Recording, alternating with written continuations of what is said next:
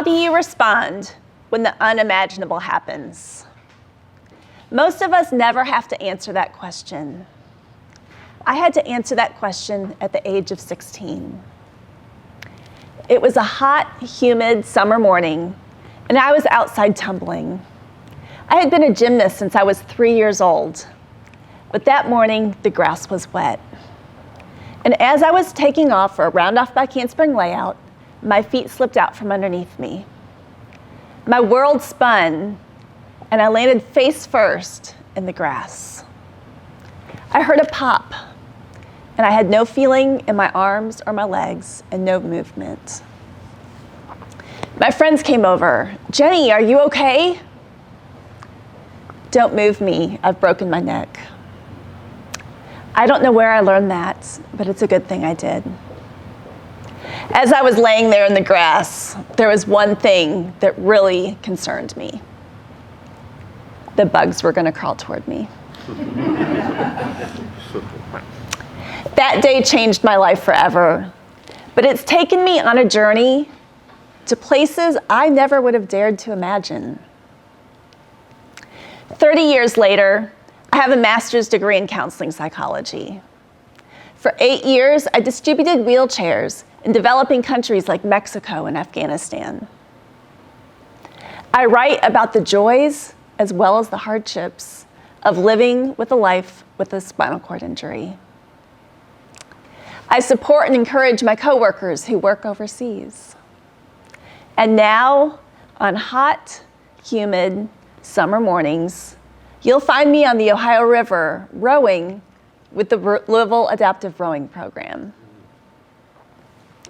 Throughout the past 30 years, I've learned a number of lessons, but the majority of these lessons can be summed up into 3 points. The first is to live with hope. The second is to pass that hope on to others. And the third is to live the impossible. And it's this third point that I want to focus on this morning, living the impossible. Many things in life we consider impossible simply because we've never seen it done before. In the summer of 2019, we celebrated the 50th anniversary of putting a man on the moon.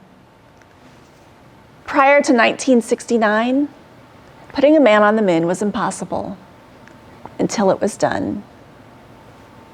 Living the impossible, for me, was living independently.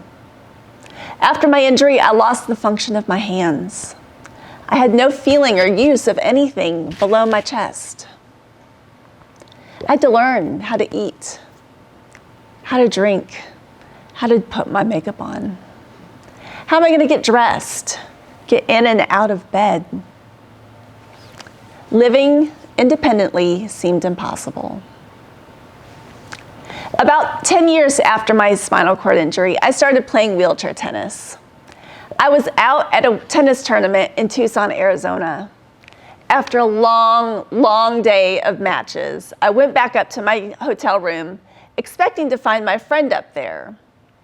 Bree had accompanied me to help me with some personal care, but Bree wasn't in the room. So I waited, and I waited,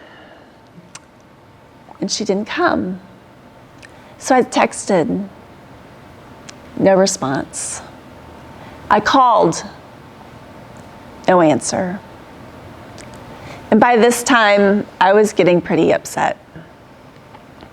I was upset enough to go get my stuff that I needed, throw it into bed, and decided I needed to get into bed by myself.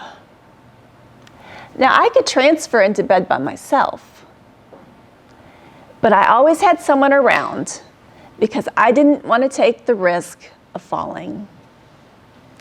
But on this particular evening, I decided I needed to take that risk. So I got next to the bed, lined my chair up. I grabbed a sliding board, put it underneath my bottom, and using my upper body strength, I lifted myself up and over into the bed. I did it.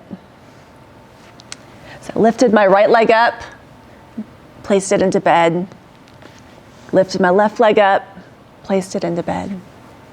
Okay. Now I had to get my shoes off. And you can see how long these legs are. So I pulled my foot up next to me and using the palm of my hand, wedged that shoe off little by little. Okay. Pulled my other leg up, wedged that shoe off little by little. I did it. Now I've got to get my pants off. So I took my thumb, put it in the waistband of my pants, and inch by inch, wiggle by wiggle, I managed to get the pants all the way down until it was off my legs. And then I started bawling. Why? Because I had just done the impossible.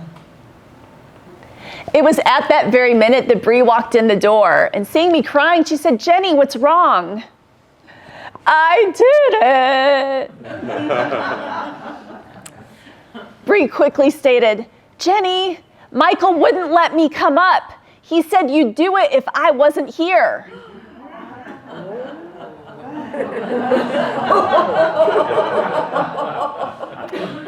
I was not very happy with Mike at that moment.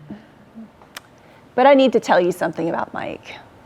He also uses a wheelchair. And he knew that I needed a push in the right direction.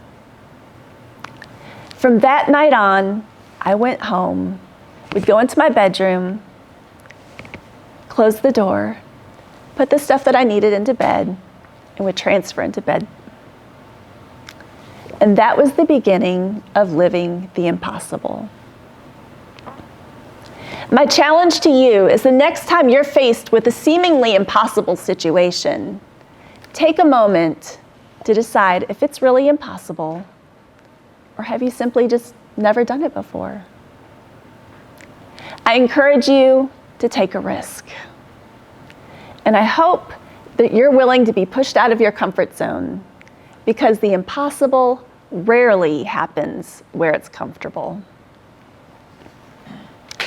I'd like to close with a statement from Charles Swindoll, and it says, "We are all faced with a series of great opportunities, brilliantly disguised as impossible situations." Thank you.